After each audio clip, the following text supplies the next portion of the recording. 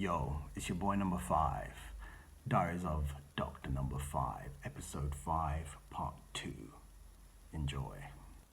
2 hours later. Back on the ward, I was trying to crack on with jobs, getting everything that I could possibly do done as quickly as I could. Bleeps coming through on my pager, nurses calling, asking me about more jobs that needed to be done. Keep going, number 5. Come on, keep grinding. Suddenly my bleep goes off. Bleep, bleep, bleep, bleep, bleep. Hello. Neil, it's Rhiannon. Oh, hey, Riri, what's up? How's it going? Neil, how you doing up there? Oh, Riri, it's a freaking shit show, man. I'm freaking out over here, man. There's too many things to do. Neil, that's surgery. There's too much stuff to do, Riri. I didn't sign up for this shit.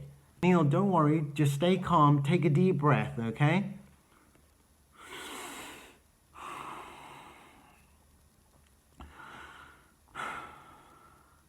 What now? Right, I've just finished up with my last patient here. I'm coming back up.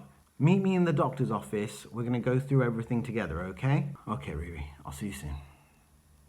Click.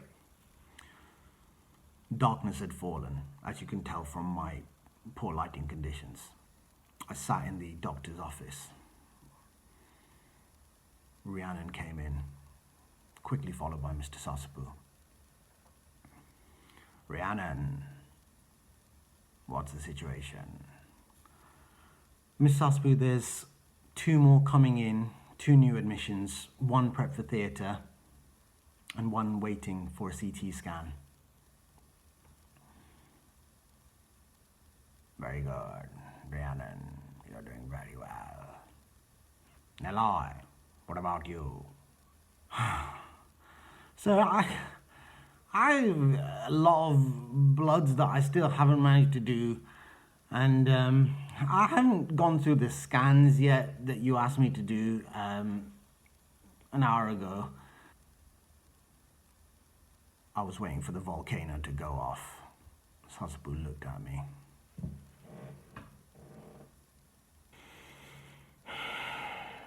Don't worry, we'll go through them together. Mr. Bota came in. Good morning, morning, morning. Bota, it's 7 o'clock at night. Right, let's have a look at these scans. We went through all the bloods, all the scans as a team for every patient that had come through the doors that day and made plans for all of them for the night.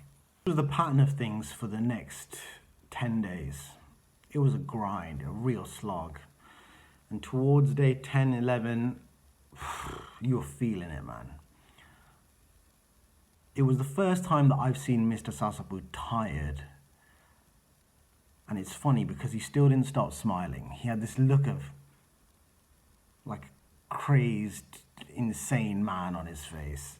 And as a team, we were all feeling it. One thing I forgot to mention, that during these on-take weeks, especially during the weekends, because I was working, I tell my wife to go home and see her parents or something like that.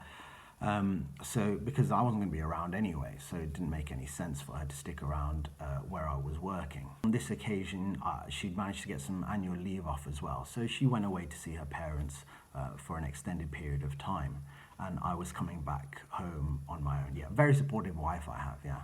We were approaching the back end of the 12 days I was telling you about. And there gets to a certain stage where you can't think anymore. Your brain is just this floating mush inside your skull. And for me as a junior, I was not used to it. And I was struggling. After a late lunchtime ward round, Sasapu pulled me aside. Neloi, you're looking very tired. So it's fine, I'll be okay. Just need to get something to eat or something like that. No, Neloi, you need to go home, man.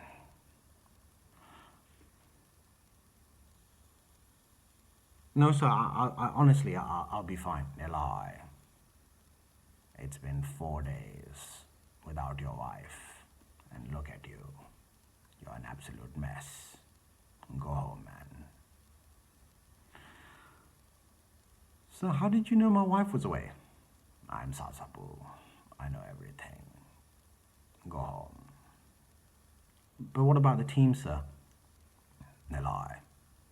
This is Sasapu's team. We'll be fine. Go home, man.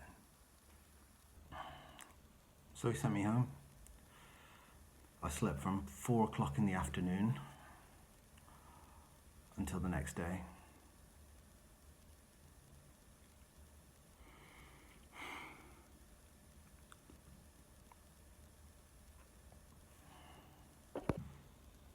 I hope you enjoyed episode 5. Hard to sum up everything that I went through during those long on-calls. But I hope what I've described to you gave an idea of the kind of team, the kind of leadership that I was trained under. But just watching Mr. Sasapu throughout that time, you know, I saw examples of him being a leader, a mentor, a teacher, a friend, a father figure, and have all these different relationships with people. He knew just the right way to manage them. It taught me a lot about leadership. It taught me a lot about what it takes. You can learn some things about good leadership, but there's some intangibles which you either got it or you don't.